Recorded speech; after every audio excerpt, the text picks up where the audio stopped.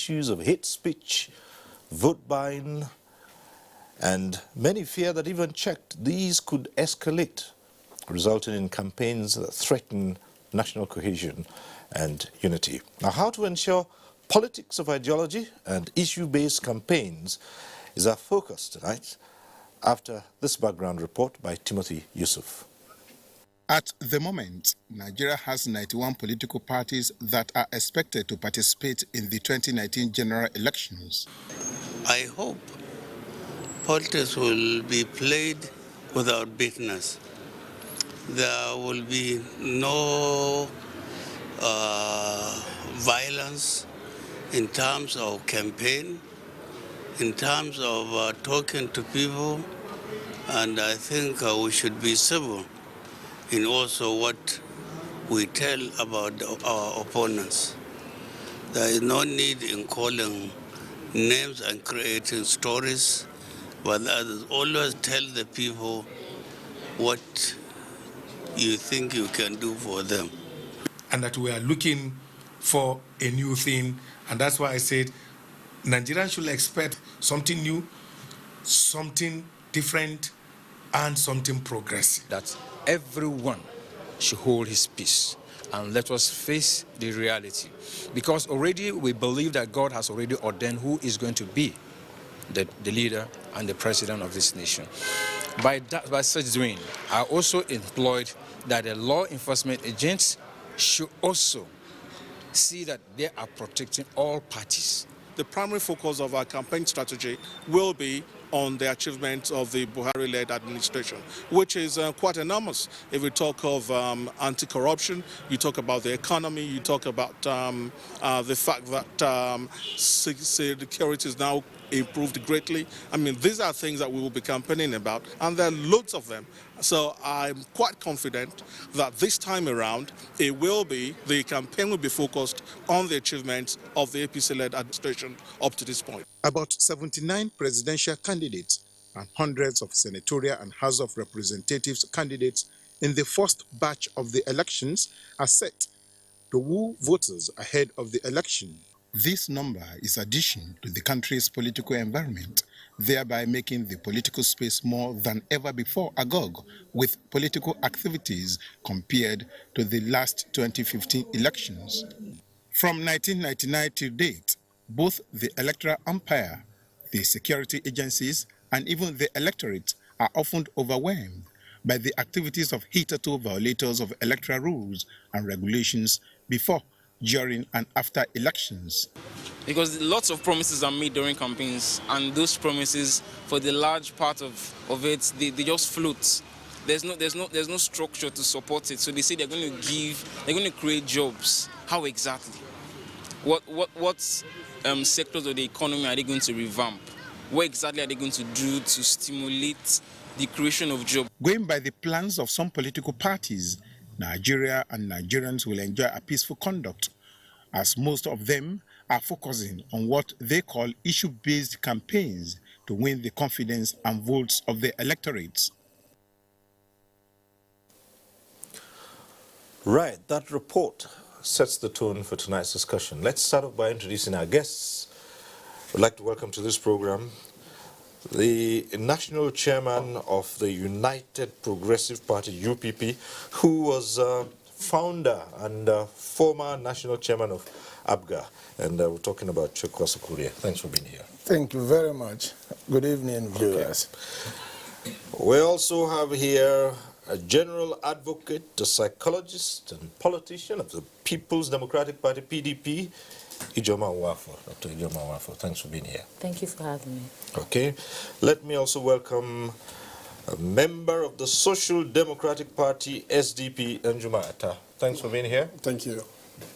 Also here tonight is a legal practitioner and APC stalwart, Daniel Bwala.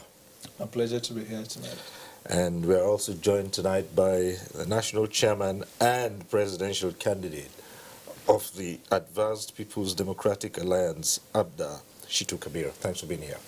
Good evening, viewers. Thank you for having me. All right, just before we go ahead with our discussion, let me refresh your memory about the proceedings here You can get to be part of this discussion at the appropriate time. Phone lines will be open. The numbers will be on your screen. And if you call in and your call gets through, turn down the volume of your TV set. That's the way to avoid the hurlback or the echo. And just go straight to the point. The best way to know that your call has been passed through to the studio, you'll see your name appear on screen. Once that happens, it means you are on direct to the studio. Don't waste too much time. Go straight to the point. Don't bother about greetings. Once again, welcome to Tuesday Live. We're looking at the campaigns that have kicked off and how to ensure that these campaigns will be issue-based. Let's start with you. What's necessary to drive the campaigns? People are worried that from the trends they've seen around, we might be witnessing another round of hate speech, personal attacks, and things that have nothing to do with what the parties say they have for the development of Nigeria. Well, I also join the general public in that worry because so far it has been disturbing, the quality of interventions by major political players going up to the campaigns. But through advocacy and advice and programs like this, some people might begin to change the quality of their rhetorics, begin to change to issues that concern the general public regarding what they have to offer if they are elected into office. But having said that, I am somehow optimistic, though, that when the campaigns will kick off, it's going to be very robust and vibrant. I say this because at the beginning it was as if it was going to be a two-way race between mainly the two frontline political parties, the APC and the PDP. But as things stand now, there are very many credible Nigerians who have stepped forward to also seek for the mandate of Nigerians for the highest office of the land. And some of these people are people well exposed in their various fields who have raised certain issues, and I know that certain issues will dominate the campaigns. And we like to see parties make references to their party manifestos, because that is the social contract between a political party and the Nigerian people. Sometimes I see aspirants or candidates speak as if they are independent candidates, talk about things that are not even in their manifestos at all. And so this is the way I like to start. All right, we'll come back to you. Let's hear your take on this. Thank you. I think, first of all, that the electorate is evolving. They're not quite as ignorant as some politicians assume they are. They're picking up on the issues that are pertinent in our society. So over time, I'm hopeful that the awareness of the electorate would check the excesses of the politicians. It will not be as easy to incite the masses to stay away or start being mundane and pedestrian in their exchanges. However, as it is now, what the elites deem as important is not measurable by those who actually cast the vote in the rural area. So you have people having dialogues about things that may not necessarily bring value to their lives, but that's what they know. The woman selling pepper will not have discussions about the GDP of it has no significance to her. But of course, if she says she's supporting a political party, she might pick on things that are pedestrian to an elitist, the elitist class. But like I said, over time, the electorate is evolving and maturing. The polity will change as well. Politicians will have to, the electorate will demand more of the political class. But as we journey towards that, we have to put up with some very personal attacks and very unfortunate topics in politics. All right, so you share that optimism as well? Yes. For me, I strongly believe Nigeria is growing. Because someone like me, a visually impaired person, even aspiring to go to National Assembly, I think it's unusual. So it means I have content in me, a strong idea that believe that it's not all about my physical person, but the state of mind ideology. And as far as we are concerned, I will keep on asking more Nigerians to participate. When we have quality people participate in the system, it's make the electorate guide them on how to vote. Because for me, I don't believe there is any poor nation, but we have poor leaders. If you don't have anything in the pocket, you come out with nothing. So by the time we have something to offer to the electorate, I believe the system will be better than the way it is now. Okay, all right. Right, let's hear from Daniel Vuala. Well, the advent of social media has created a very tense environment where the information medium now is no longer filtered by the mainstream media, so it's very easy for somebody at home to conjure anything and have it uploaded or posted online. And that is what has given rise to what we see today as hate speech and fake news and all of that. And Nigeria is not isolated. You know, all over the world you find that happening. But I want to say for the records that 2019 will not be like 2015 in terms of policy agenda or setting up agenda going forward to the election. Because in 2015, we had a scenario where on one hand, from the one political party, the leader, is a Christian and from the south, and seeking to regain power. On the other side, you have a leader who is a Muslim from the north. And so Nigeria got polarized along religious and ethnic lines. But in this 2019, going forward, the two major leading candidates in the election are both Muslims, both Northerners, and both Fulani. So you've eliminated the tendency for us to have hate speech, so to speak. And I believe that APC as a party has already set the agenda, which is anti-corruption, insecurity, and the economy. And even if you look at Chapter 2 of the Constitution, the fundamental objective of state policy of the government, all the political parties, whatever they come up with as a party manifesto or party agenda, it revolves around Chapter 2 of the Constitution. And if you look at APC, for example, which is a party I belong to, is progressive in its ideology, just like the Democratic Party in the U.S. And most of the policies of APC are geared towards touching the common man on the street. So going forward, I think these are the issues that will resonate across the length and breadth of the country. And anybody who comes with a better agenda is one that is likely to get the support. All right, you might as well narrow it down to two parties. But what stops other parties from saying, look, those two major parties you talked about are Muslim, North, Fulani. What makes them different? Yes. For us, 20 years down the line for democratic practice in Nigeria today, I think the masses have come, they've elected people based on their promises, based on how they antagonize their counterparts. They have now seen as a country that it is time that issue-based politics should be, because what people want to see today is who and what are you bringing to the table? How are you going to put our power generating into use? How are you going to industrialize Nigeria?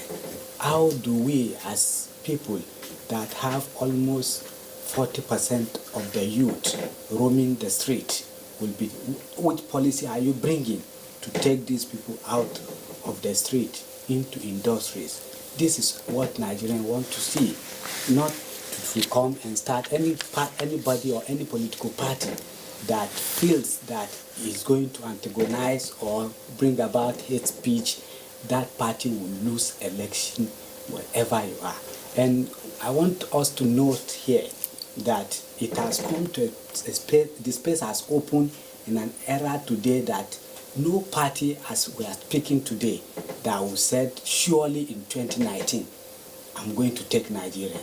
You can see that all the political parties are now striving and are now going to corners of Nigeria to campaign. So what we urge them is that we should start issue-based campaign and start looking at how our campaign will reflect the development that Nigerians need, and how do we take it, as APC said, to another level.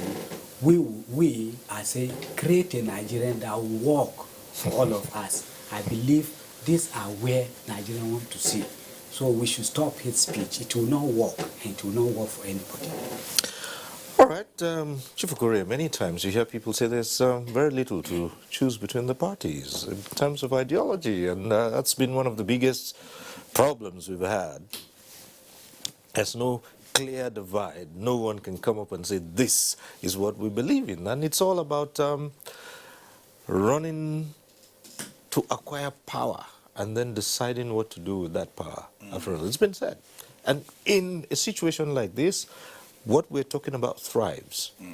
How do we begin to work? You've talked about manifestos. Yes. What is there to choose from the manifesto of one party, from one party to the other? They're all about the same thing. No. Get power. I disagree. You see, this is the unfortunate part. Most of those who criticize the political parties of running the same kind of manifesto, similar things from one party to another, no difference, are sometimes poor readers or intellectually lazy, if I may say. Because when you take time to read, and nobody has told me that he has compared manifestos of certain parties and found them to be the same. For example, I'm the chairman of United Progressive Party. We have very, very revolutionary items in our manifesto. We have a manifesto, the only one in Nigeria, that talks about self-determination of ethnic nationalities in Nigeria. The only one that talks about referendum. The only one that talks about restructuring to a very large extent, including the evolution of power. I don't written there, registered with INEC. How can anybody say to me that the UPP is the same as all the other parties that have never touched these things? It's only UPP that has state police and community policing. So people they just classify, generalize, and say all the parties are the same. It's not true. But having said that, I know that this election, certain issues are going to dominate the campaigns. The issue of restructuring will definitely dominate the campaigns, and some are taking advantage of it to speak about it as if they will do what they are saying, when their parties are not even saying the same thing. And that is why I mentioned earlier that it's important that when you are campaigning, please refer whatever you are offering to the public to that same social contract which binds your party with the Nigerian people. That one is also there. And looking at the parties too, you can easily discern ultra-conservative parties, even if they answer progressive. You can also discern real progressive parties, even if there is no progressive in their names. So name may not be the real thing with which you identify which ideological bent or inclination a political party has, and which it doesn't really have. So I think Nigerians have to emphasize and insist on certain commitments that are deliverable, not things that you just promise for the purpose of election. And the one funny aspect is that most of our rallies are mere social or, if you like, cultural fiestas, where people come in different kinds of attire. When you see people in uniforms in different colors, then it's not a rally. It is a fiesta. And when you ask people who have attended these rallies, what did the leaders say? They will not remember anything said. They will only tell you what musician that they performed wonderfully and all that. So it becomes a dance. Well, that's assuming that the leaders said anything apart from singing and dancing. Singing and dancing, and some of them do that. Okay, right. So, but this time, most people are going to be insisting on what you commit yourself to. Speaking about issues, Dr. Wafu, what are the things that Nigerians should be looking out for from the politicians as they mount the rostrum? Well, I think, speaking for my party, the People's Democratic Party, that there's a simple question on the table. Every 4 years, we get to make this choice. So you just simply ask yourself, how was your life 4 years ago? And how is it now? Of course, the economy is the first thing that comes to place.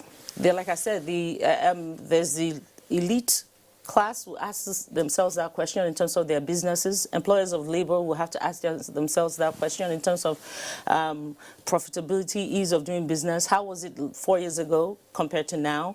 Then you also ask yourself about security. How many people have died in this country? Yes, we've had insurgency since then, but what is it looking like? The government interventions, what's that looking like? Those are issues. Then you move from that, you start talking about issues, even corruption. I marvel at how simplistic the ruling party always throws the issue of anti-corruption. It's a systemic issue.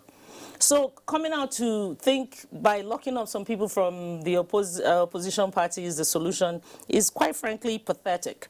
However, Nigerians know that, and these are the issues. So at the end of the day, I just believe that it is a good thing, actually, that there's a contrast now. Every time people say, oh, PDP has been there for 16 years, so do we have to allow another 16 years of further damage to our economy, further damage to our security, further damage to those things that makes life worth living? The responsibility of any government is, the first thing is to secure the lives and property of its citizens. And right now, Nigerians don't feel safe. So even without an ideology, the issues themselves are cropping up, and Nigerians are becoming more concerned. And somebody mentioned social media. One benefit of social media is that we're hearing about things happening in different parts of the country that we otherwise wouldn't know.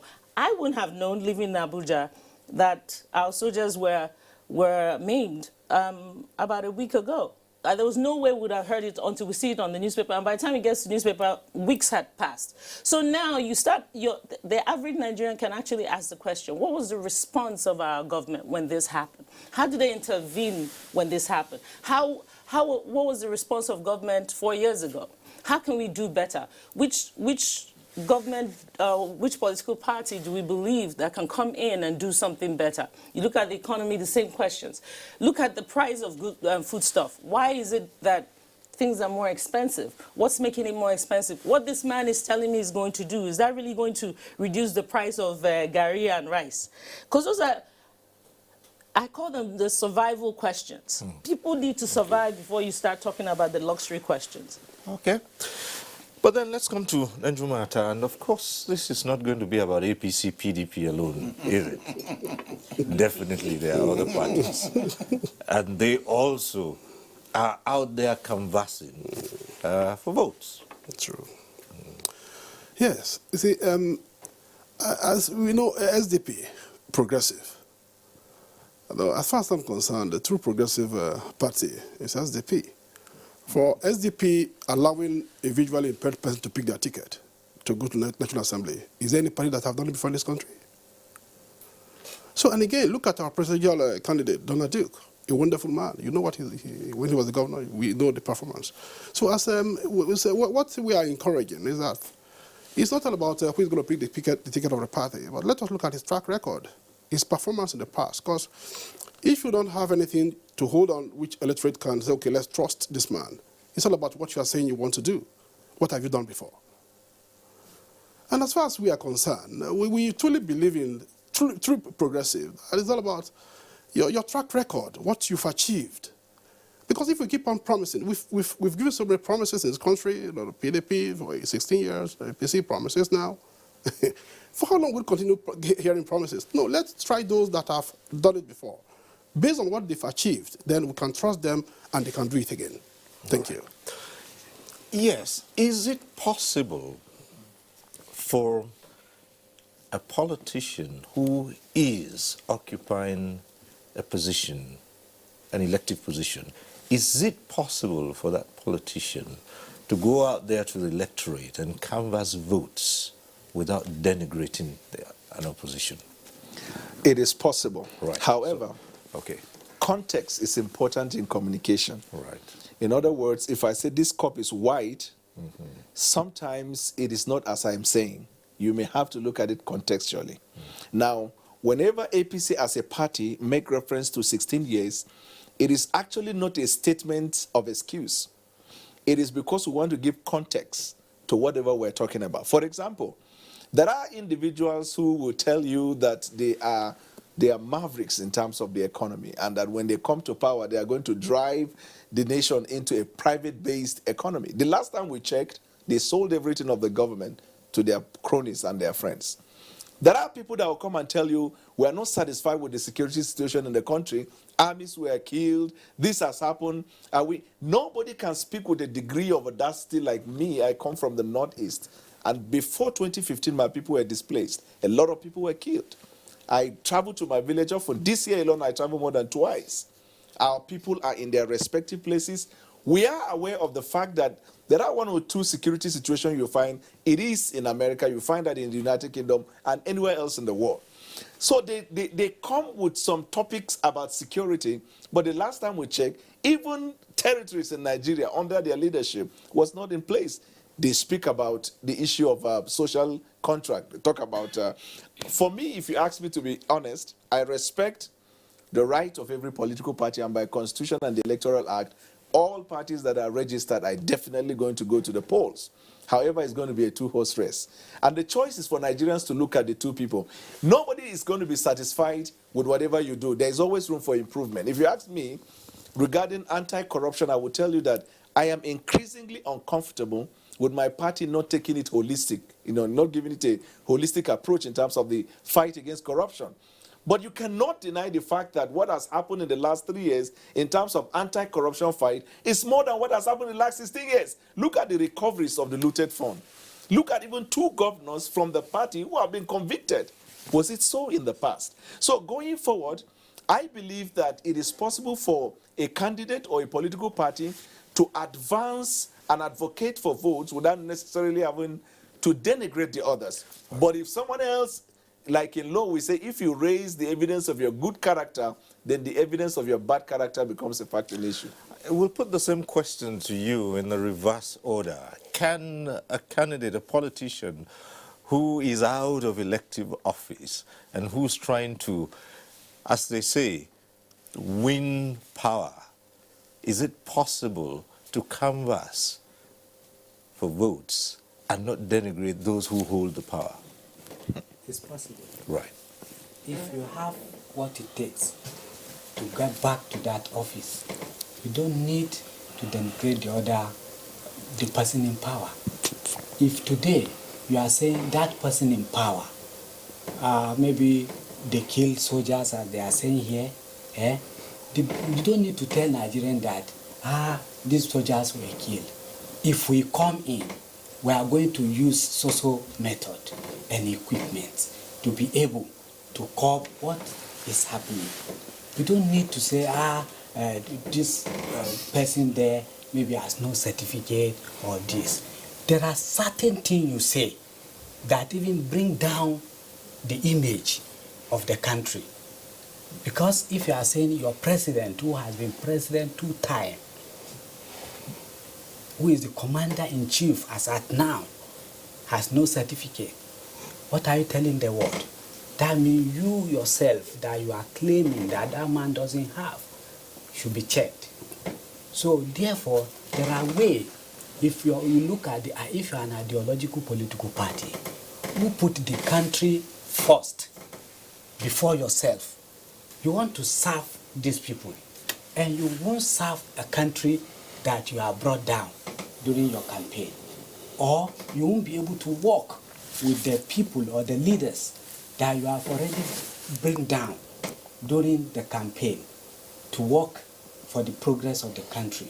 Therefore, if you put your manifesto, your ideology, if your ideology is conformity with the country and the progress of the country, that the country comes first before your own ambition, therefore, as you shouldn't it is not even taken. And as at where we are today as a country, we should now start thinking of our country first. We should not start thinking of, okay, it is shameful to say that as a presidential candidate, I must look at international community to come and tell me what I'll do in my country. And it is even shameful as presidential candidate to say that I'm going to seek a visa to go to another country. When they are campaigning for the presidency of their country, do they come to Nigeria to take visa? Do they take visa to Nigeria to come for me to advise them?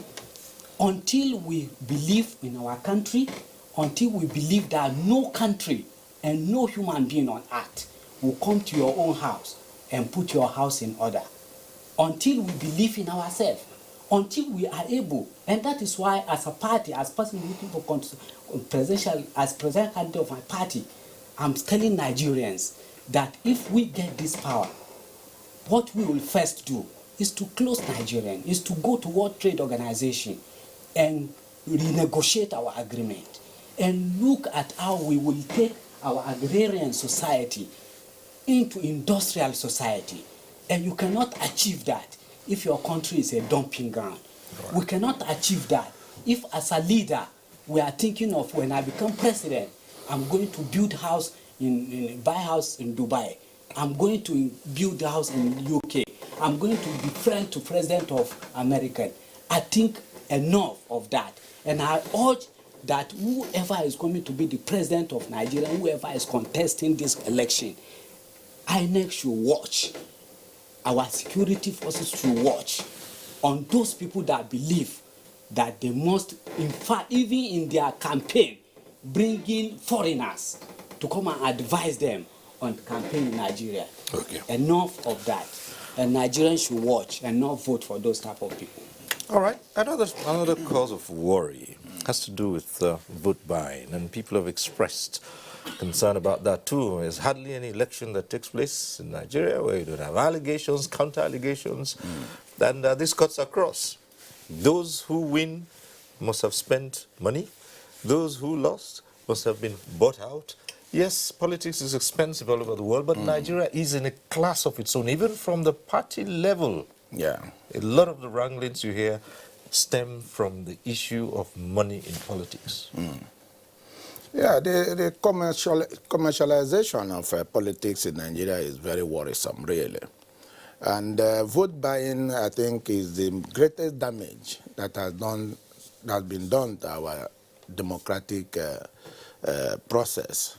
It has affected our democracy so very adversely. I led a party that was a victim of vote buying. Many political parties had been victims of vote buying. In fact, it had degenerated to a state of bazaar. And you know, in a bazaar situation, the highest bidder will always win. And we got to a stage where some people, because of the money they threw into their campaigns, practically won everything. And this has also made even the local government elections become more of a charade. It's unfortunate. But when UPP was registered in 2012, we came up with a strong advocacy for electronic voting system. And we made sure, that was the 7th Assembly, we made sure we approached every member of that 7th Assembly, whether in the House of Rep or Senate, with our memo. And we continue to use every opportunity, including our meetings with INEC, to request that the laws be amended to allow for this. Because this is the only thing that will make it difficult. Not that it's impossible, but for anybody to buy vote. Because you can vote from the comfort of your homes. You can vote from the farm with your phone, so long as that is the number with which you registered and your biodata contains it. You don't have to declare public holidays with all the economic costs during election period. You don't need to compel people to move, to restrict movements. Some people register in certain areas near the marketplace. For instance, my people who are basically traders, they register close because they go to market early enough, 6 a.m. they are off. And they register there, and they are not living within the marketplace. On election day, you say that they cannot go to where they register to vote. And of course, they stay back at home and take it as a public holiday. At the end of the day, the number of people who have voted may be about 25%, sometimes 30%.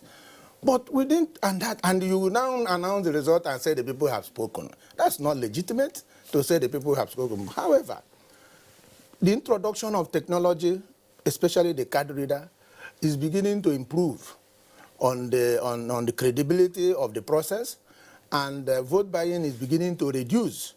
I would think that the last two elections in Ekiti and Osun states were better than the ones before them. And that, but unfortunately, when we had the case of inconclusive election in Osun State, those 7 units caused so much damage that it almost wrote off the gains of INEC in the main election itself.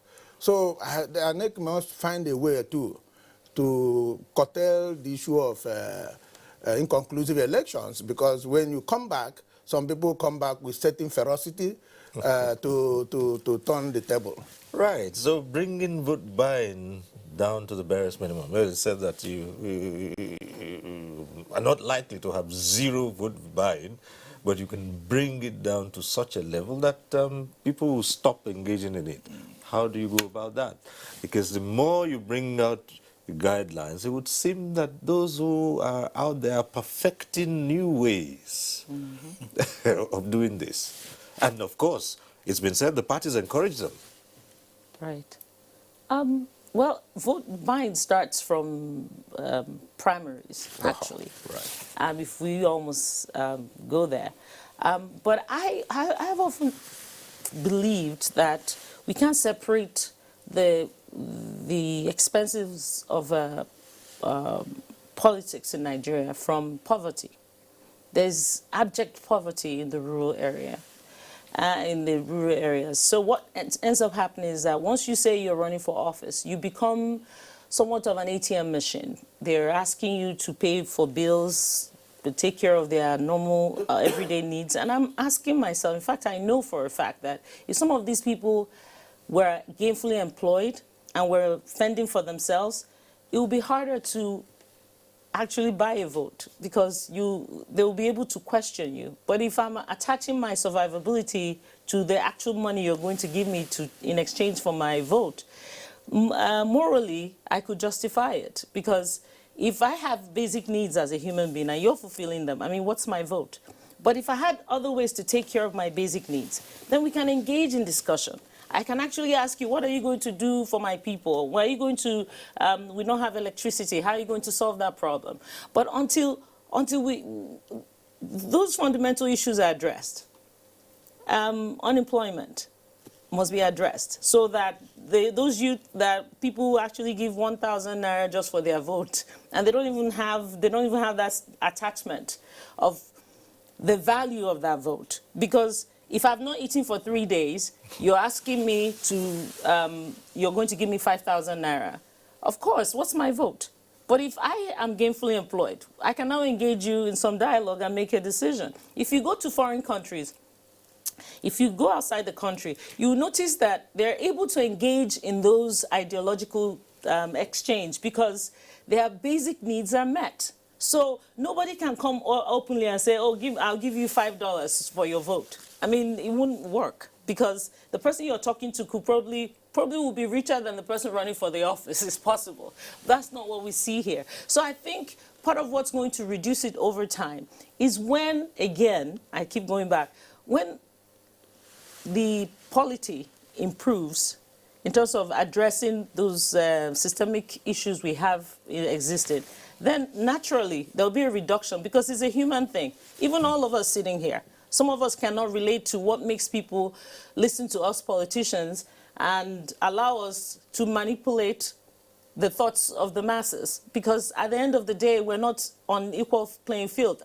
One side is hungry, the other is feeding. So, I mean, it will continue happening until the side that is hungry is no longer hungry. So you're now on equal playing field. I can actually ask you questions, and you give me a respectful and responsible answer that I can either query or accept. Okay, and let's hear from Danjuma. Yes. For me, I think we have to look at the fundamental, because it's all about we making more Nigerians to get involved in politics, especially from the way membership drive of a political party. You can imagine if you have so many persons in the party structures that go for the indirect primaries. From the beginning, their mindset is all about business. They don't even know the kind of quality of the aspirants they want to access to give their mandate. And when you begin to have a party that don't care about who their members are, then this situation will still remain with us. Because it's only when you have quality members driving the party that believe in the candidate, and when they give the mandate, the ticket, you see, they will be able to now, on their own, door to door, go to people's home, let them know what this man can do, and they look at his track record, what he has done before now, and why it was this man. But you see, as it is now, it's just like a business, because every political party, even making anyone to be into the structure of the party, it's just like a business has been established for that man. So the man is just only waiting for the 4-year tenure to come and go to the primaries, make his money, he go back home. So if you now hold the ticket of a political party, the party, they don't even believe in you to deliver. So what they do, they just go home, sit down, and if you need to get the mandate of the people again, what happens? You need to go to the polling unit and make available how much you're going to use to buy your vote. So until the day when the political party now even make people to understand what this party is all about. Because let us look at again the belief and of every party. Because truly, let us be sincere to ourselves and be honest, if truly we want this country to move forward. Majority of our political party, we don't even know what are there in the party. All what we know is just the name of the party, because some of the party having almost the same manifesto. So for me, I strongly believe that the party have to go back again if truly we want to make this country great again. So we need to go back again and see how we can now drive some retired men, civil servants in the villages. Let them be the one driving the seat of the party, because they understand what it's all about. So by the time the party win the primaries, they will be the one telling the people why it must be this person, and I believe vote buying will reduce. All right, let's come to Daniel Bwala. I ran for Senate, APC primaries, FCT here. And we took our time, inspired by the life of Alexandra Ocasio-Cortez from the Bronx in New York, how that a lady with a budget of $120,000 defeated a 10-term congressman in New York through community organizing. So I started community organizing. I started, raising people, talking about the ideology, the things you would do for the people. So after all the ramblings, we went into for primaries. In a suburb called Nyanya, my agents called to tell me that we have over 200 women that were lined up to vote for me at the primaries. And then they walk up to one of my agents and say, so what do you have for us? Because the other candidates, they are also offering, or we want to know which one is. And then they called me, thought I could give them authorization to do something like that. Right there, I told them we cannot be a part of what we are changing. I'm not desperate as a politician. I have a good practice of law. It's either we do it the right way or not. Tell them we are not offering money for people to vote. But when they vote us, we will bring the desired change. While he was talking, the women switched to the other side. Part of the problem is not just the politicians. Even the people have now decided that whenever election cycle comes, it's like that is the only moment that they can get what they can get from the politicians. Would you blame the people? Seeing what usually happens, that many times the people who go to the deepest of places to campaign, to ask for votes, the minute they get into office, they're surrounded by all kinds of security apparatus that those they had gone freely to speak to can't even see any space to even touch their heels. Sadly, it is so. And the unfortunate thing with our law is that the power to recall a legislature, for example, any public officer, elected officer, is so difficult. They tried it in Dino's case and it failed. Now, if you also look at the punitive measures as provided by the Electoral Act, you look at the circumstances under which you will arrest the issue of vote buying, for example, from the circumference of the polling unit on the election day. Any act that you commit that contravenes the provision of the Electoral Act is deemed as offense. The point is who arrests the situation. You have very limited number of police officers at the polling unit, even if you combine them with the civil defense and even the DSS. There is a limitation in terms of jurisdiction and what they can do. And then how then do you even determine that the vote is being bought by someone or by the other person? Because you see, somebody can spend by proxy. We look at the provision of the Electoral Act regarding the limit of spending by a political party and a candidate leading to election. For example, for Senate, you can't spend more than 200 million. And in Nigeria, looking at senatorial district, if we're going to be honest with ourselves and spend within the limit, you're going to see that the greater part of that will go probably to adverts, to television, and some of these other. But you see that a candidate running for Senate will spend over 500 million. A friend of mine from the Southeast told me, if you're looking for Senate in FCT and you don't have 1.5 billion, just go and continue your practice of law. Why is the demand for that much money? Because the idea is, if you run into politics, you must be prepared to go and buy the votes of the people. Wow. So, in trying to stem it, when you buy, you spend that much, does it not follow that it's an investment which you intend to recoup? So, what would you suggest?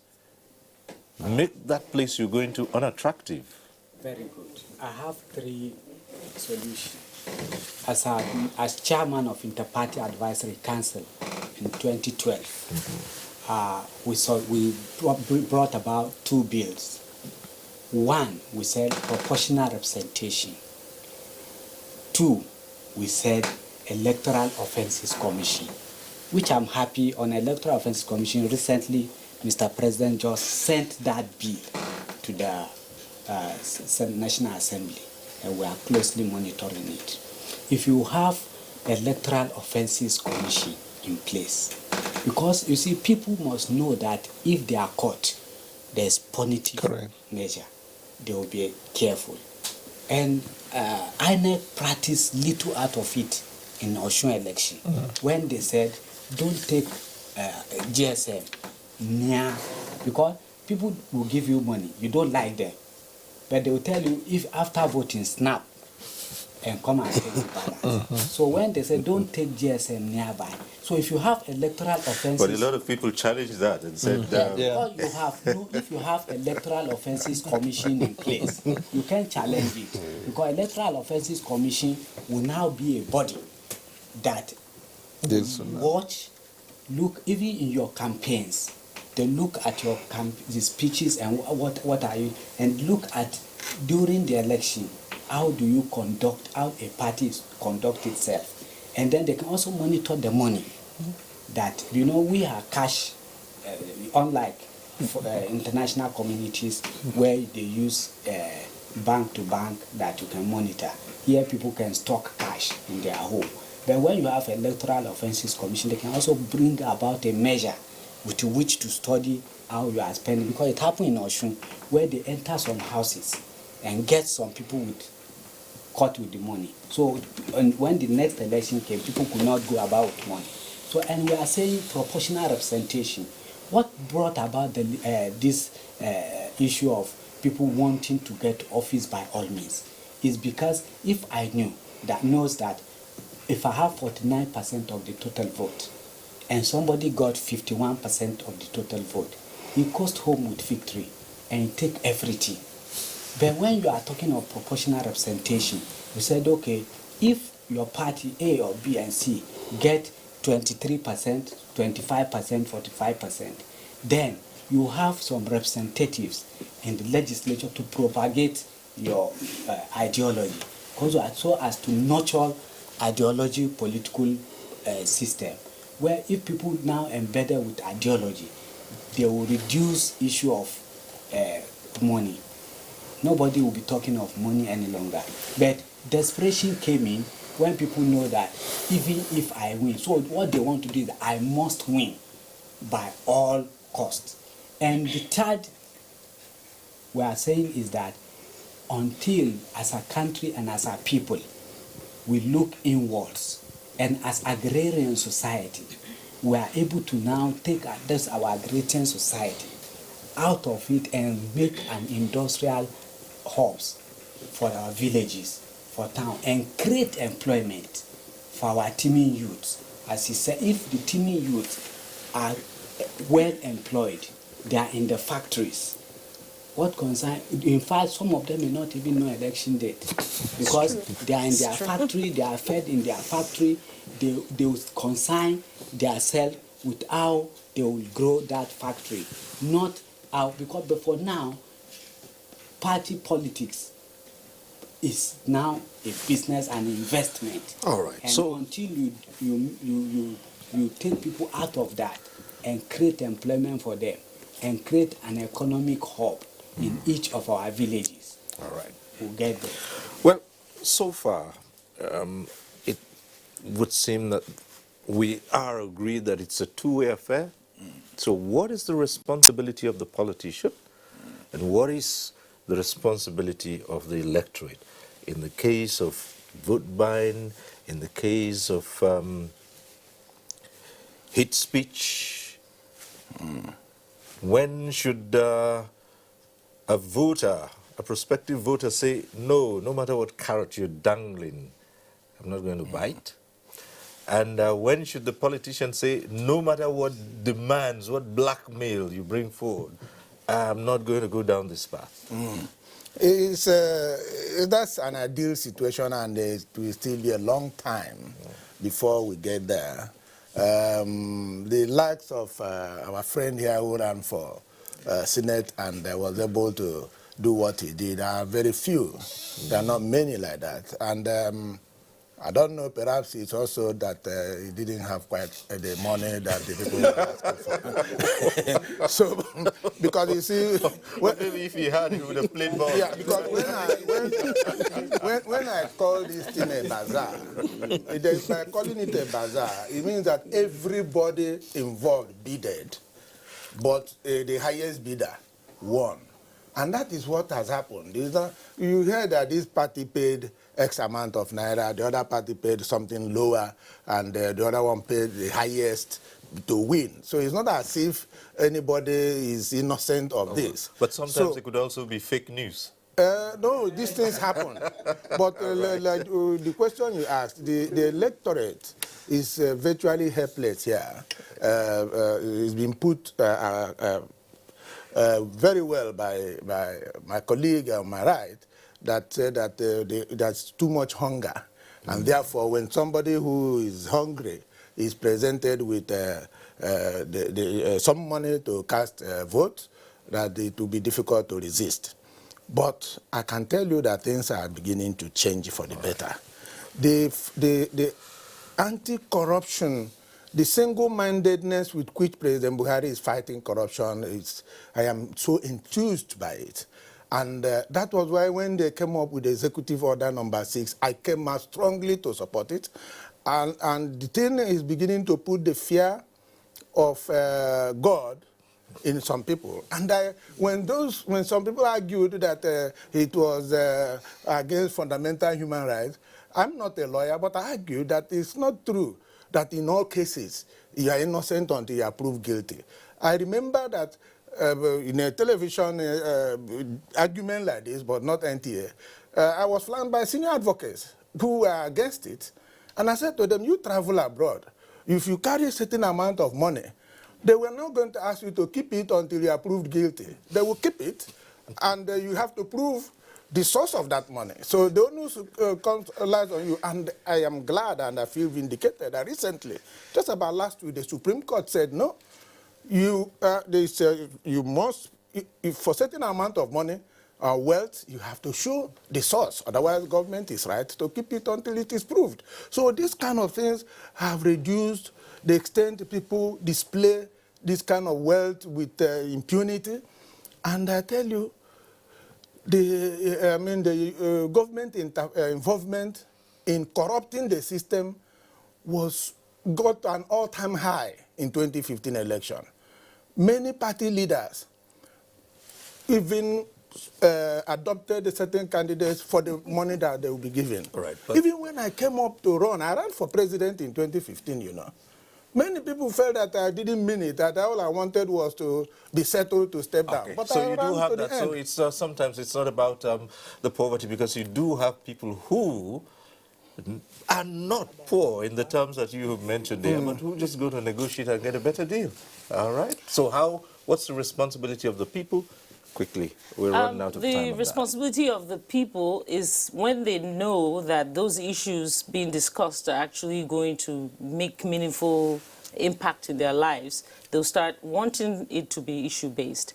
The responsibility on the part of politicians is that if we're honest, we'll go and be educators ourselves as we're campaigning to enlighten the electorate. Okay, and then a closing word from Danjuma. I think for me, the political party should allow free and fair primaries so that the best candidate will emerge. Then the people will decide. Okay. Well, it's a pleasure being here, and I think I've said all that I have to say, other than to say that, like Mr. Chekwa said, we are moving forward, and God willing, everything will find its course. Okay, and from you? I want to tell Nigerians that as we open the campaign, what should guide us is our country first. All right. How the country progress and the betterment of the country. All right, and so that's it. The words from Shitu Kabir, National Chairman and also presidential candidate, Advanced People's Democratic Alliance. Thank you for coming. Thank and Daniel Buada, legal practitioner and APC stalwart. Thanks for coming. A pleasure. And the Social Democratic Party SDP member Danjuma, we thank you for finding time to come on this program. Thank you. And for Dr. Ijoma of the PDP, a psychologist and general advocate. Thank you. Thank you for having me. Chief Chekwa Sukorie, National Chairman, United Progressive Party, founder of ABGA. Well, thank you. Well, that is part of my history. Okay, thank you. You're welcome. All Thank right. you, viewers. Okay, so we'll take a